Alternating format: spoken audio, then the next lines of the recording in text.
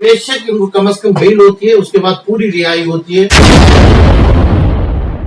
Sir, इस सिलसिले में अगर आपसे कोई राब्ता करना चाहे तो क्या आपका कोई नंबर हमारे नाजरीन के हवाले से डिस्प्ले पर शाये किया जा सकता है? जरूर इसमें करेंगे। आप मेरा नंबर आप में दे सकते हैं। मेरा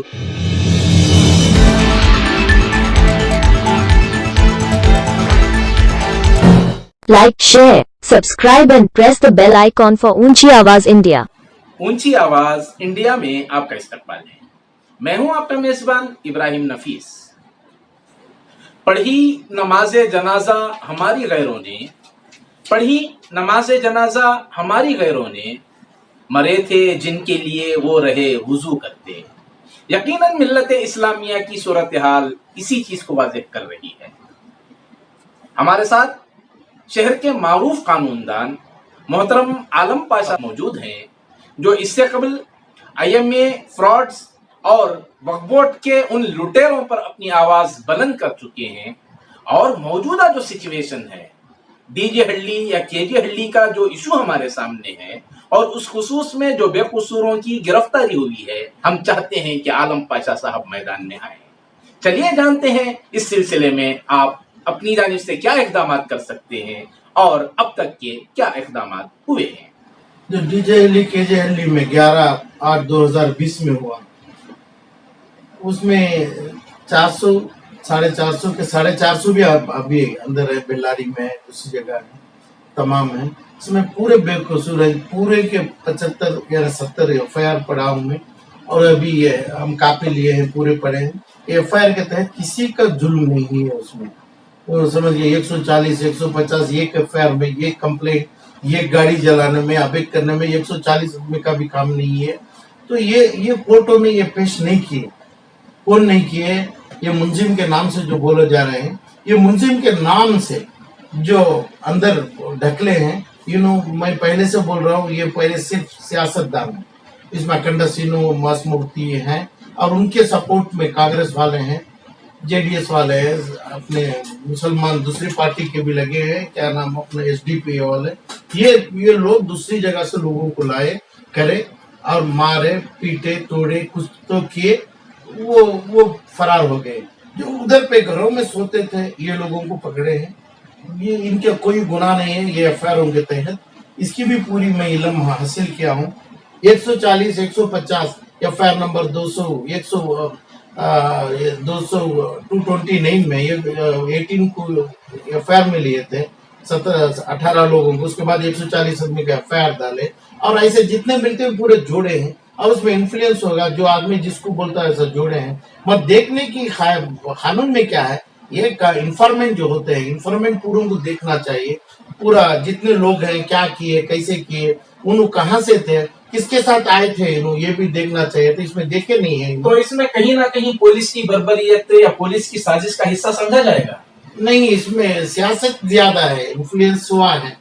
इन्हें अपने इलेक्शन को मुद्दे रखते हुए सब लोग लेके गए, जो लेके गए उन दूसरे लोग थे। इसका मतलब गिरफ्तार जो घरों में सोते थे, जो घरों में रात के 12 बजे 1 बजे 2 बजे सोते थे, अपने बच्चों को ढूंढ के बाहर आए फसादत, यही लोग ज्यादा 90% लोग गिरफ्तारी में। सर, सवाल ये भी है कि एक नवीन जो इस मामले का अहम मुजरिम है, इसे क्लीन चिट दे दी गई और इसकी जमानत मंजूर हो जाती है, और फिर दूसरी तरफ कई ऐसे बेकसूर हैं जो जुर्म के बगैर मुक़य्यद हैं, कैद में हैं। तो कहीं ना कहीं यह पुलिस की साजिश का हिस्सा है। ये तो परमानेंट रिहाई नहीं है कि उसके बाद कंडीशनल बेल होता है। डीजे हल्ली और केजे हल्ली के बेकसूरों की रिहाई के लिए कानूनी ताउन के लिए आलम पाशा साहब से इस नंबर पर राब्ता किया जा सकता है। जज साहब जो लिखते हैं कंडीशन को पाला करेंगे। मगर जरूरी ये है कि जितने लोग गए, मैं जितने पूरे FIR पढ़ा हूँ, FIR में हर मैजिस्ट्रेट मुकम्मल कितने FIR दाखिल हुए हैं सर? तो अराउंड 60 पर 5 है, 65 है, तकरीबन 460-75 लोग पूरे गिरफ्तार हैं। उसमें 475 लोग उसमें गिरफ्तार जेल में, बच्चे भी हैं, बड़े भी हैं, बुजुर्गों भी हैं, ज्यादातर जवान हैं। ये पूरे जेल में है, चाहे वो इतने में, इसमें एक भी नहीं आए थे। जैसा 8 आदमी की कोई रिहाई हुई, हम भी देखा था। उसके बाद फिर बॉडी वारंट में लिए। और बॉडी वारंट सिर्फ पी नवीन के नाम से नहीं है, बन भी नहीं सकता है, बना ही नहीं नो, और बॉडी वारंट दूसरों के ऊपर। तो कहीं ना कहीं साजिश है कि जो बेकसूर थे उन्हें कोर्ट रिहा करने के लिए उनकी बेल कबूल कर लेती है, उनकी रिहाई का ऑर्डर मिलता है, और फिर दूसरी तरफ नवीन को बॉडी वारंट के नाम पर भी पुलिस की जानिब से कोई स्टेप नहीं लिया जाता। बॉडी वारंट का मतलब ये कानून में दूसरे केसों में इन्वॉल्व है, दूसरे एफआईआर, दूसरे क्राइम पेंडिंग है उनके ऊपर, इसी सिलसिले में या दूसरे में ये कोर्ट के सामने रखा जाएगा। कोर्ट सिर्फ बोलेगी ये केस में बेल मिलेगी सब्जेक्ट टू अदर केसेस तो है ही नहीं इनके ऊपर, कोई डाले नहीं। मैं ये केस डाला हूँ ऑनरेबल सुप्रीम कोर्ट में, इसमें सीबीआई की मांगा हूँ 5 तारीख अभी डे आफ्टर टुमारो, उसकी जजमेंट की पैरवी है। होम मिनिस्ट्री को या अपने ऑब्जेक्शन के लिए बुलाए हैं। इसके अलावा दूसरी केस कोई कर्नाटक में दूसरे डाले नहीं है। जितने लोग 450, 500, 800, 10,000 गए, इतने लोगों में ज्यादा एफआईआर तरफ से उन्होंने कंप्लेंट नहीं दिए, एक ही कंप्लेंट के ऊपर बोले थे। ऐसा बोलते तो उनके दूसरे नंबर एलिगेशन होते तो बॉडी वारंट 1, 2, 3, 5, 10 हो जाता। 10, 20, 50 बॉडी वारंट के ऊपर जिंदगी भर यानी कम से कम कई सालों 10-20 साल तो ये केस चलते, मगर अभी कौन भी नहीं किया। सर, ये सिचुएशन में मिल्लत क्या कदम उठा सकती है और कैसा तरीक़ाकार इख्तियार कर सकती है?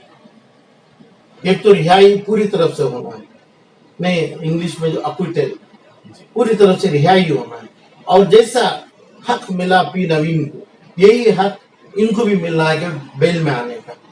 तो इस सिलसिले में आप अपनी जानिब से क्या इक़दाम कर सकते हैं? इनकी एफआईआर कानून में जो लिखा है, कानून में पूरा में जितने भी एफआईआर हैं, कोर्ट ऑर्डर शीट है, हमें एफिडेविट डाल के पूरे उनका लिया हूं मैं, उसके तहत हमें कोर्ट में बोल सकते हैं कि भी मेरे को बेल दे दो। मेरा अंडरस्टैंडिंग यही है, सिर्फ कोर्ट के सामने बोलना है। यानी उपा और एनआईए को, ये लोगों को क्या संबंध है? कोई संबंध नहीं है। और उस हादिसे में उस टाइम पे ये कोई इंसान कहाँ पे थे, ऑर्डर के तहत, ये रिकॉर्ड के तहत कहाँ पे थे, वो पेश करे तो ये लोगों को हमें बेल आराम से इन बेल को ऑनरेबल कोर्ट्स तुरंत इनको बेल देगी, बेल नहीं पूछेंगे। डीजे हल्ली और केजे हल्ली के बेकसूरों की रिहाई के लिए कानूनी ताउन के लिए आलम पाशा साहब से इस नंबर पर राब्ता किया जा सकता है। सर, इशू ये है कि वहाँ के लोगों में इतना नॉलेज नहीं है, वो रोजमर्रा की जिंदगी गुजारते हैं, सुबह में कमाने जाए हैं, शाम में कमा कर वापस हो जाते हैं, इस तरह की उनकी जिंदगी होती है, मालूमात की कहीं ना कहीं कमी है। तो इस सिलसिले में कानूनी नॉलेज या मालूमात फराहम करने के लिए आप मैदान में उतर कर आप अपनी जानिब से कुछ इक़दाम कर सकते हैं? बेशक जरूर, ये तो इसमें नहीं है, पूरे लोग वकालत में वकालत डाले हैं, वकालत कोई ना कोई कानून के बड़े रखवाले से डाले हैं, और जो भी है ठीक है। अभी तक बेल में नहीं आए, बेल में आएंगे।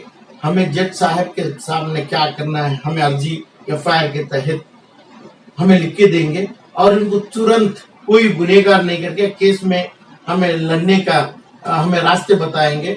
और सुप्रीम कोर्ट एडवोकेट से हमें जिक्र किया है, सुप्रीम कोर्ट के बड़े बड़े एडवोकेट हैं, जो बड़े एडवोकेट उनके साथ और उनकी कानून की सलाहियत के साथ, उनकी वकालत के साथ ये लोगों को तुरंत बेल लेने का मैं पूरी काम करूंगा। आप जैसा बोले, ये लोगों में इतना इल्म नहीं है और दूसरी टाइम और पैसों की कमी है, तो मैं पूरे लोगों को, ये जितने लोग सामने आएंगे, मैं एकदम मैं फ्री, जो एडवोकेट्स इसमें इन्वॉल्व होंगे, बगैर पैसे के उन्होंने काम करके ये लोगों को बेल में भी और उनकी पूरी केस में, इसमें पूरा है जज साहब सच्चाई के ऊपर इनको बरी करेंगे, सच्चाई के ऊपर, एकदम सच्चाई के ऊपर इनको बेल देना राजी करेंगे, और सच्चाई इनके बयान के तहत जरूर इनके सबूत देने के बाद उनकी रिहाई यकीनी हो सकती है। बेशक इनको कम से कम बेल होती है, उसके बाद पूरी रिहाई होती है। सर, इस सिलसिले में अगर आपसे कोई राब्ता करना चाहे तो क्या आपका कोई नंबर हमारे नाजरीन के हवाले से डिस्प्ले पर शाये किया जा सकता है?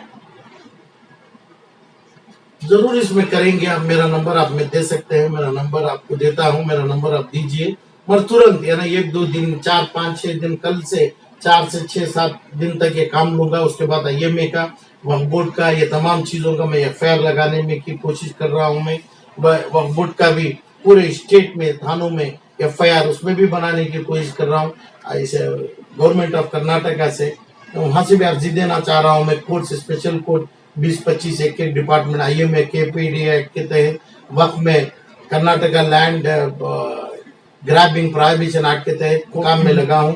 और ये काम में 4-5 दिन 6 दिन में जितने भी लोग आएंगे आप नंबर दीजिए। अब मेरा आप एडवोकेट भरपूर टीम ताउन में करें। भरपूर ताउन के बाद कानून से जो होगा वो करके हम पूरा कागजात कोर्ट में लगा देंगे और कोर्ट में हमें ये सीनियर लोगों से वकालत भी करेंगे और यही जज साहब इनको बेल भी देंगे, यही जज साहब इनको रिहा भी करेंगे। तो नाज़रीन, ये थे मोहतरम आलम पाशा साहब, जिनका दावा है कि आपके पास कई ऐसे जो बेकसूर लोग फंसे हुए हैं, कानूनी तौर पर अगर सामने लाया जाए ये पूरा मंजर और कानूनी नुकात को, पॉइंट्स को अगर सामने रखेंगे तो उन बेकसूरों की रिहाई यकीनी हो सकती है। यहाँ मसला ये है कि कानूनी नुकात को पेश न करने की वजह से आज भी कई बेकसूर जेलों में बंद हैं। डीजे हल्ली और केजे हल्ली के बेकसूरों की रिहाई के लिए कानूनी ताउन के लिए आलम पाशा साहब से इस नंबर पर राब्ता किया जा सकता है।